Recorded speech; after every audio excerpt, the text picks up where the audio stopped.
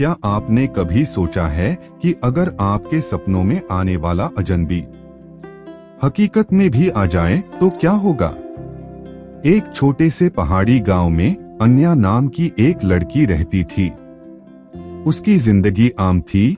सुबह खेतों में काम, शाम को चूल्हे पर रोटी बनाना और रात को तारों के नीचे सो जाना।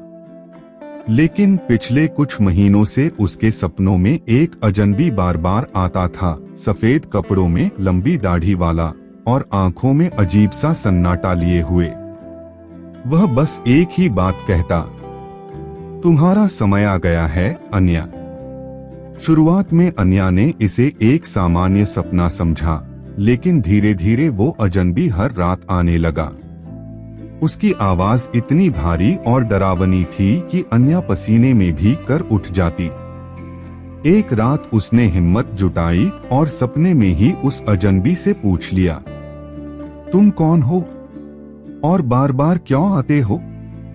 अजनबी ने धीमे से मुस्कुराकर कहा, मैं वो हूँ जो तुम्हारे पिछले जन्म में अधूरा रह गया था।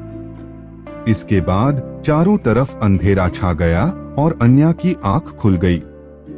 लेकिन इस बार कुछ अलग था।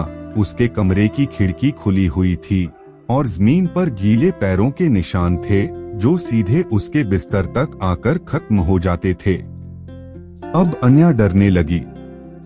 अगले दिन उसने अपनी सबसे अच्छी दोस्त राधा को सब कुछ बताया। राधा ने मजाक में कहा, शायद तेरा कोई गुप्त प्रेमी है जो रात को मिलने आता है। लेकिन अन्या जानती थी कि ये मजाक नहीं है। एक रात उसने तय किया कि वो उस अजनबी का सामना करेगी। कमरे में मोमबत्ती जलाकर, खिड़की खुली छोड़कर वो बिस्तर पर लेट गई। जैसे ही आधी रात हुई, वही अजनबी खिड़की से अंदर आया।